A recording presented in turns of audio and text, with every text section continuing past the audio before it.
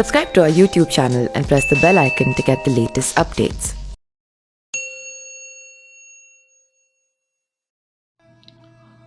होलाष्टक के दौरान कोई भी मांगलिक कार्य जैसे कि शादी, विवाह, वाहन खरीदना या घर खरीदना नहीं करने चाहिए।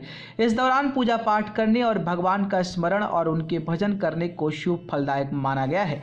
होली इस बार 29 मार्च को पड़ रही है। होली से पहले ही 22 मार्च से होलाष्टक लग जाएगा। हिंदू पंचांग के अनुसार फाल्गुन शुक्ल पक्ष अष्टमी होलाष्टक शुरू हो रहा है। इस साल होलाष्टक फाल्गुन शुक्ल पक्ष अष्टमी के दिन से ही लगता है। धार्मिक मान्यताओं के अनुसार होलाष्टक के दौरान कोई भी मांगलिक कार्य जैसे कि शादी, विवाह, वाहन खरीदना या घर खरीदना नहीं करने चाहिए। लेकिन इसके साथ ही होलाष्टक के दौरान पूजा पाठ करने और भगवान का स्मरण और उनके भजन करने को शुभ फलदायक माना गया है। तो आइए जानते हैं इसके बारे में। होलिका दहन का शुभ मुहूर्त। होलिका दहन 28 मार्च 2021 को होने वाला है। संध्या काल में 6:37 से लेकर 8:56 तक होगा। भद्रपुंज सुबह 10:13 से 11:16 तक होगा। भद्रामुख सुबह 11:16 से दोपहर 1 बजे तक होगा। होलाष्टक कथा।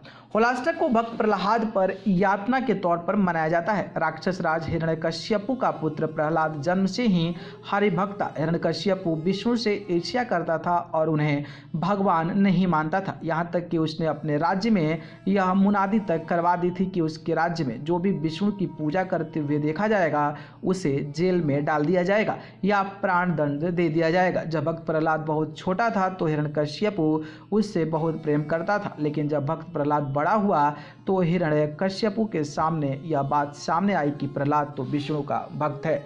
इस पर पहले तो हिरण्यकश्यपु ने उसे सब तरह से समझाया कि विष्णु की भक्ति न करे। इसके बाद भी जब भक्त प्रहलाद पर उसकी समझाइश का असर नहीं हुआ तो उसने प्रहलाद को कई तरह से डराया और कई यातनाएं दी। इस पर भी भक्त प्रहलाद ने विष्णु की भक्ति नहीं छोड़ी, जिससे गुस्से में आकर हिरण्यकश्यपु ने अपने सेवकों को आदेश दिया कि जाओ प्रहलाद को पहाड़ी से नीचे फेंकाओ। इस पर हिरण्यकश्यपु के सेवकों ने अपने स्वामी का आदेश मानते हुए ऐसा ही किया। लेकिन जब सेवकों ने प्रहलाद को पहाड़ी से नीचे फेंका तो भगवान विष्णु ने स्वयं प्रकट होकर भक्त प्रहलाद को अपनी गोद में ले लिया। इसके बाद जब हिरण्यकश्यपु को पता चला कि प्रहलाद की जान बचाई गई है तो उसने अपने बहन होलिका को आदेश दिया कि वो प्रहलाद को लेकर जलती चिता में बैठ जाए। दरअसल होलिका को यह वरदान प्राप्त था कि आग कभी भी उसे जला नहीं सकती है।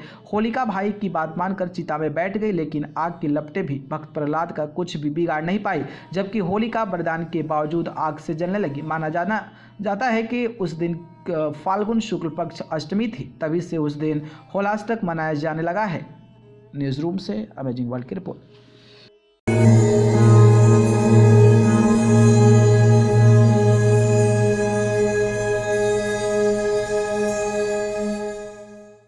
Subscribe to our YouTube channel and press the bell icon to get the latest updates.